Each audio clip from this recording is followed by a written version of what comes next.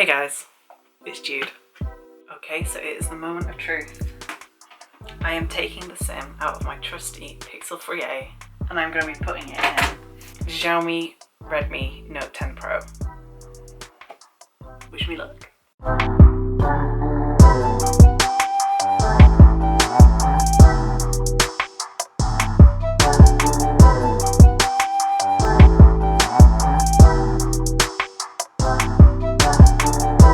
So it's time for the one we've all been waiting for, my full review of the Xiaomi Redmi Note 10 Pro. And of course, when I say we've all been waiting for it, I mean literally just me. And when I say waiting for it, I mean really waiting for it, because I had a bit of a mare. Basically, I filmed this video and then found out that it didn't actually record half the footage. So I'm now re-recording it all, but that's okay. We're just a little bit behind, and it is not like I have a dissertation or anything to write. So I'm going to kind of talk about this phone as you would experience it using it. So I'm going to start with the things you would notice first and end on the things you would notice as you get to know it a little bit. So I think the first thing you notice when you unbox the phone, like ignoring cables and everything about the phone, is how the bad boy looks. The version I have is this lovely shiny black colour. I quite like how it catches the light and it really sort of zooms towards the camera bump. It's quite a cool effect. But as you will learn, I'm not actually a massive fan of black phones. Now that's kind of on me, because I could have just got like an orange model, because they also come in orange and blue, and I am sure that those would look cooler. The shininess of the back also means that it's going to be a phone that collects fingerprints quite easily. Not a lot is showing up at the moment, but I am 99% certain that if we go back and check it out by the end of the video after I've been holding it a bit, we'll see a little bit more. We'll see a little bit more on the fingerprint front.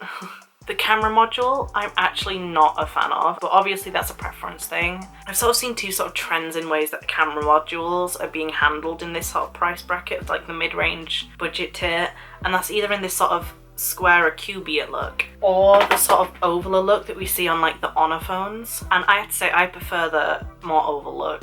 I also don't really like how it sort of has like two steps. It's not just one flat camera bump, and I'm not really a fan of that either. One thing I will give it credit for though is that it's not branding itself massively with like a huge Redmi symbol. A lot of phones in this sort of range try and make a cool punchy design, which is literally just their brand name in massive letters.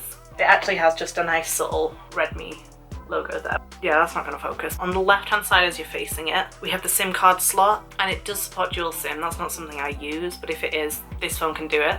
And it also allows you to use a micro SD card, so if you want to expand that storage, you can. On the bottom, we have the USB-C port, a stereo speaker, and a microphone. On the top, we have a headphone jack, which is a plus always. It also comes with the second speaker and I think there's another microphone, and I think that's also the IR blaster, which is a thing that you get on Chinese smartphones, I believe, and it allows you to use your phone as a remote, which is cool.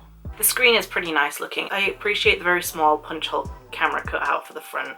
I actually prefer them aesthetically when they're in the middle, though I do realise they're a bit less obtrusive when they're in the corner, but for me that gets a nice thumbs up for design.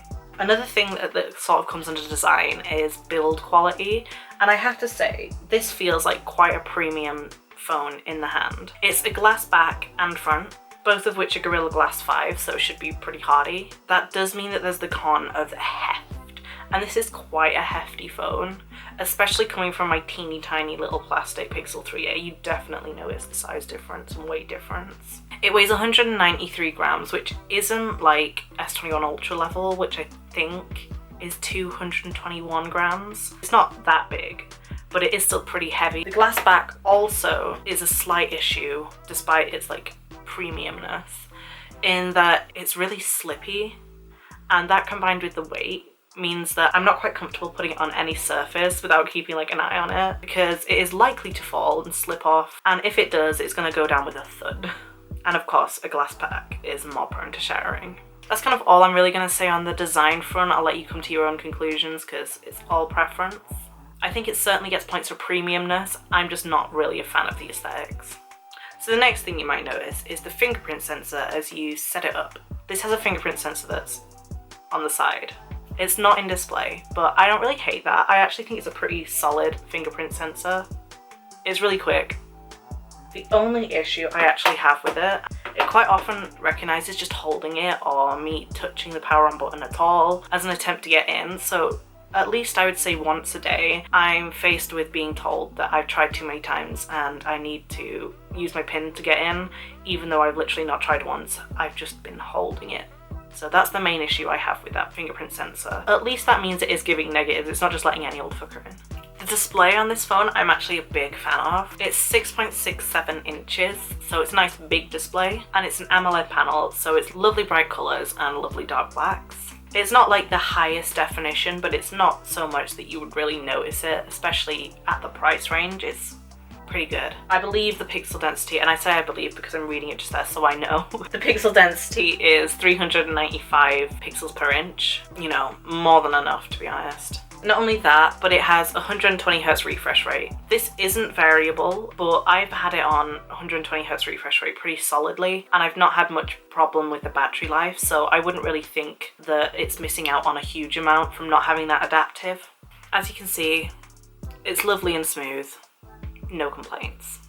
Another thing that obviously determines how smooth the phone is its UI. This is actually my first time ever using MIUI, and I've actually really liked it. I've heard some things saying like it's basically an iOS ripoff. I thought it was going to be very jarring going into it from stock Android basically, but there are actually quite a few things that are in MIUI that I actually like over stock Android. For example, I thought I was going to get really confuddled by the split drawdown menu. So you go from this side if you want settings, and then you can swipe over for the notifications there, or you can just swipe from that side to get notifications. It doesn't seem that complicated, but I genuinely thought I was just going to be bewildered, and I wasn't. I got used to it really quickly, and not only that, but almost all these things that sort of differentiate it from stock Android, you can turn off or you can edit, and I thought that was a really cool functionality to have, and I really appreciated that. I didn't, in the spirit of getting to know MIUI. I didn't find it difficult to adapt to, and I thought some of the changes were intuitive, and I preferred even to stock Android, so.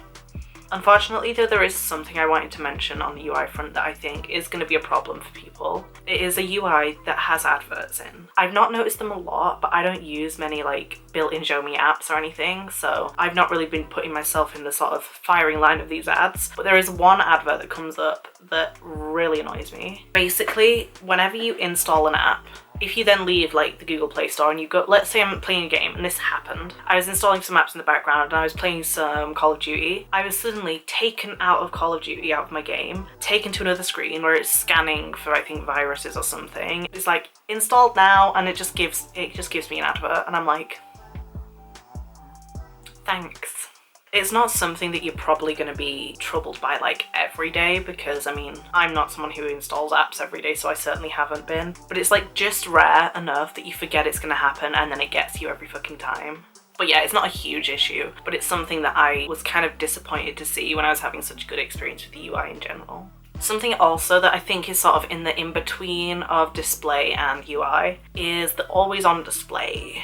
Now again, I'm coming from stock Android, so one thing I did really like was the customization of the always-on display. With my Pixel, basically all you get is, do you want an always-on display? Okay, you can have it now.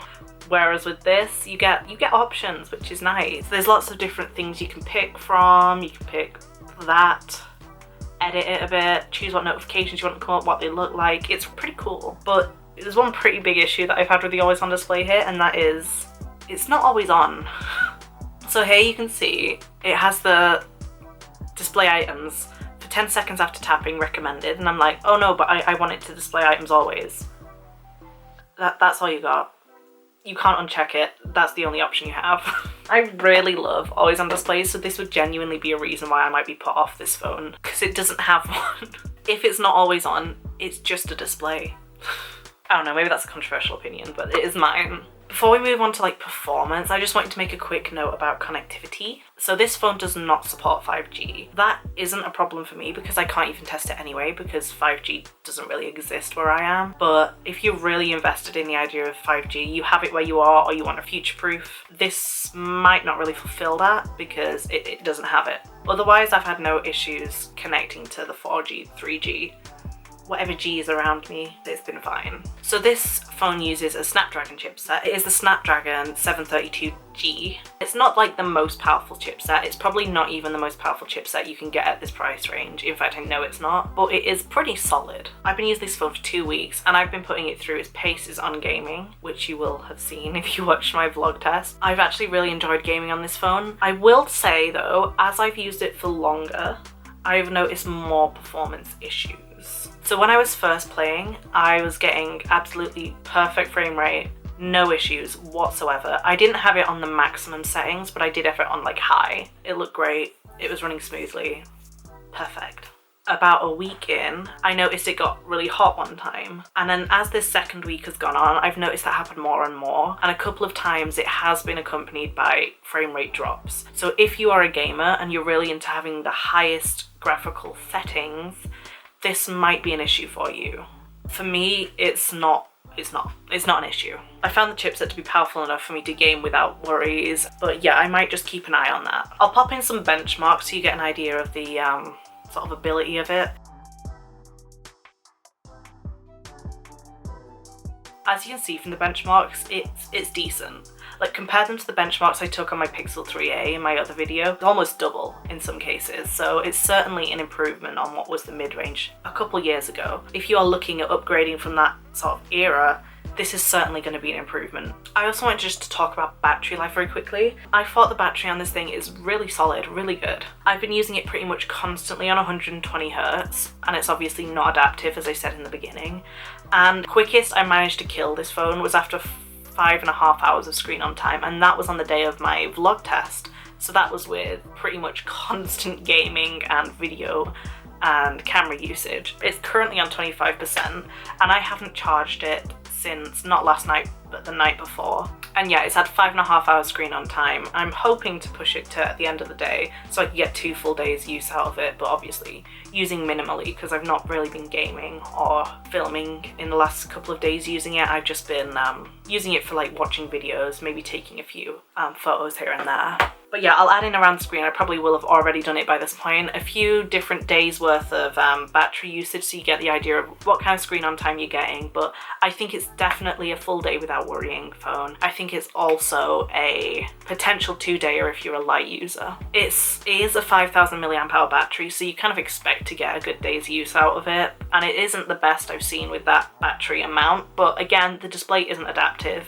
If you wanted to really push it for that extra bit of battery, you could set the refresh rate down to 60 and see where that gets you, but I've not had the need to. It's been great. When I was gaming as well, I was never using earphones, I was always using the stereo speakers, and I had no issues. I actually was quite pleasantly surprised by the speakers. There were a few points when gaming when I was covering either one or both by accident when holding it, but I don't really know anything about audio, so I'm just going to sort of play my last video to you and see what you think. If you're not that bothered, I will say I had no issues with the audio. It got loud enough when I needed it to be loud. I could listen to music in the shower.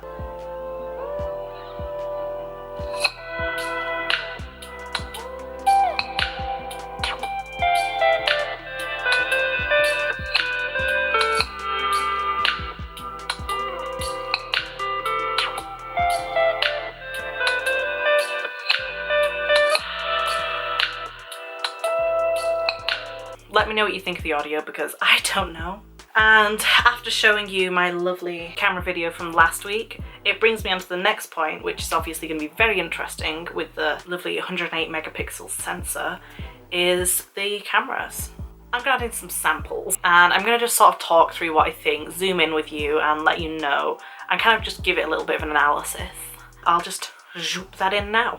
So here we have the shot of a scene at a garage, and this gives us a good insight into how it handles pretty good lighting conditions and colours on a nice sunny day. So I think the first thing you'll notice looking at it is that it's a nice shot. I really like the shot. It's actually one of my favourite photos I've taken with this phone. I really like how it's handled colour here. So it was a sort of golden hour moment. It was very golden lighting. I think it's captured the lovely warm sunlight in the back and also saturated it in a way that feels like it pops. I think highlights are handled pretty well, and I noticed this across a lot of photos with this phone. The highlights tend to be handled better than shadows.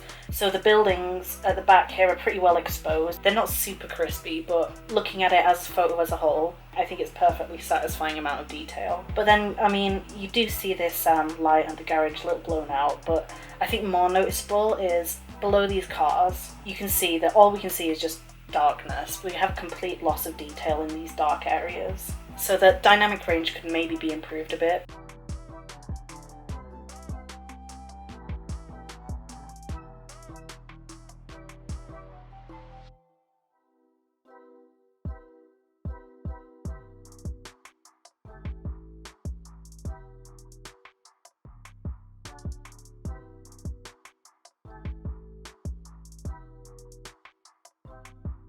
Here's just a burrito I had. Again, it seemed to be running warm. What this photo does give us is an idea of the natural sort of background blur that we get with a sensor of this size, because it is using a 108 megapixel sensor, which gives it a nice depth of field when looking at these sort of close-up photos. This isn't in portrait mode.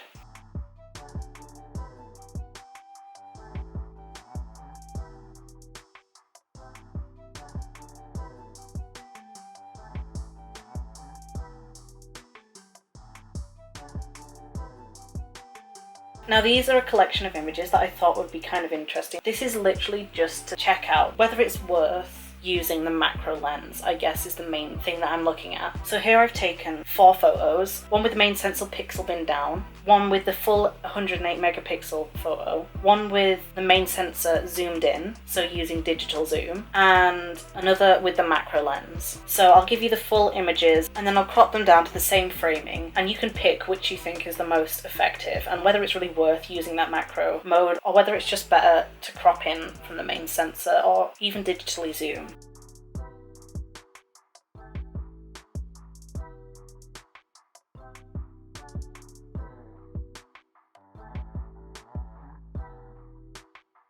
And here I took these because I just wanted to, number one, show what the selfie camera's like, and also to see how the colour processing is different between the main lens and the selfie camera. So you can see from the main lens there's a lot more contrast in my face. I think the main lens is obviously the more colour accurate. I do think it could be a deliberate choice on Xiaomi's behalf to sort of desaturate the selfie camera a little and brighten it up a bit, but I prefer the selfie from the main camera. So these two were taken in a very dreary little, well, it's not dreary, it was quite cute, but a very dark, dimly lit coffee shop. It was literally like Ollivander's, except it was different types of tea. This is really what I'm going to use to contrast and show the difference between the main sensor and the ultra wide. I actually think when you first look at these two that the ultra wide is the one that for me looks like the more satisfying image. I'll analyze the main camera's photo first and then we can use that as a point of comparison for the ultra wide. The first thing I notice is it just seems washed out.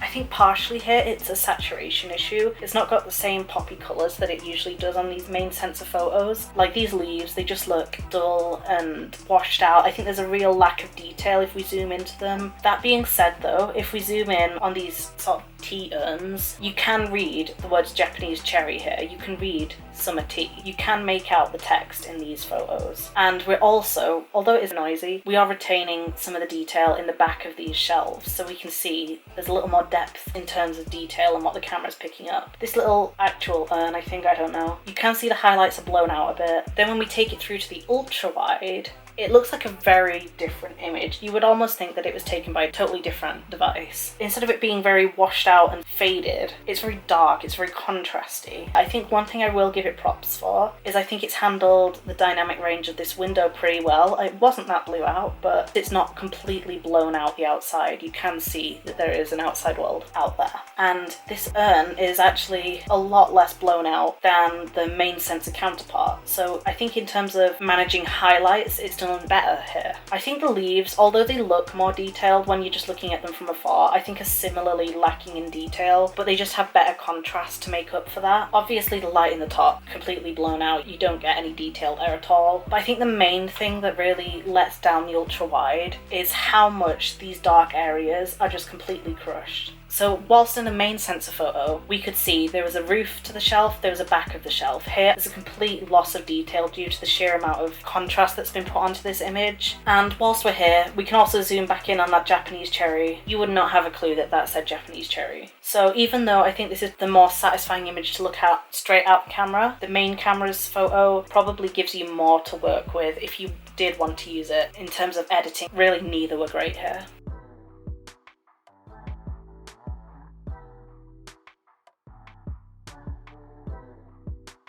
So this was a low light portrait mode, and I think it actually handled this pretty well. Yeah, I think when you look in closer, and even when you're looking at it from afar, you can definitely see that it is quite soft. But I think it's actually handled the soft background blur in quite a nice, natural way. I think, again, it's done a good job with colour reproduction here.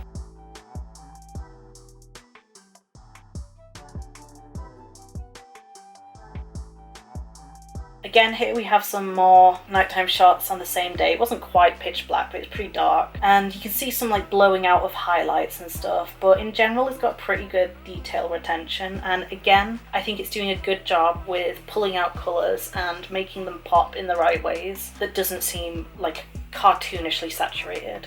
I think it's doing a good job of noise reduction as well. Here we have a photo of a big bauble, and I think this is another one where it's done really well. We can zoom in on these lights, and yeah, a few of them a little bit blown out, but it's retained a good level of detail and rendered them really well, including some of the background. We're still getting some background detail here. And not only that, but we can zoom in on the top of this bauble, and there's not a lot of noise when there definitely could have been. This one was a very tricky photo. I literally couldn't see because the sun was so bright at this moment, and I think it's done a really good job. I think the lens flare is not too bad. Obviously the clouds are a tiny bit blown out where the sun is. I mean, I say tiny bit, they're blown out where the sun is, but I think the rest of this sky and the cloud detail is rendered beautifully. It literally looks like something out of a painting, and I think the blue of the sky, whilst probably not natural, is really nicely done. And I love the way it's handled the colours of these houses and the greenery on this side of the photo. I'm definitely really happy with how this photo came out. So yeah, that's the long form analysis. My TLDR analysis is, I think it's pretty solid. It does get soft in low light. I do find that it crushes the black sometimes.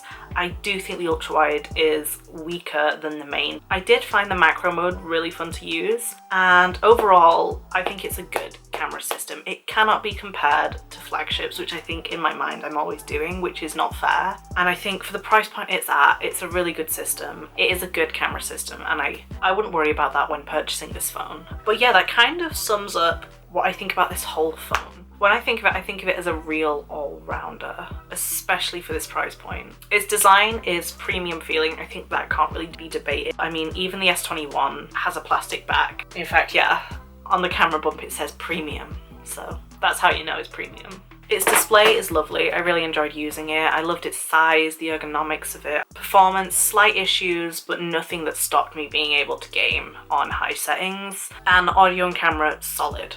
That's kind of just the thing across the board. Everything is done well, except one or two like slight issues I have. Everything is good, but nothing is perfect. But at this price point, I think everything being good is a really good verdict. And I would absolutely give it a recommend. I think if I was looking for a phone in this price point, it would probably be the one I would go for at the moment. Especially because when Xiaomi and Redmi do sales, it can get pretty low and you can get a really good deal on this thing. I would definitely be on the lookout for this phone if this is the sort of budget you're looking at, or even a bit less, like I say. Thumbs up from me. I am gonna miss using it because for Christmas I'm gonna be putting my SIM card back in my Pixel. I have some fun stuff planned for that. And subscribe so you can be there for it, and give me a like so I feel motivated to post it. And maybe even I'll do it on time next time. As usual, I have a playlist of Redmi Note 10 Pro videos. I will put that in the description so you can check out more content there. I also have another video on the Redmi Note 10 Pro that I'll add at the end. And yeah, if there's anything you want to know about this phone or any videos you want making about this phone, just let me know and I will get them to you. I will get you the answers. I will get you the content you want. Thanks for watching, guys. See you.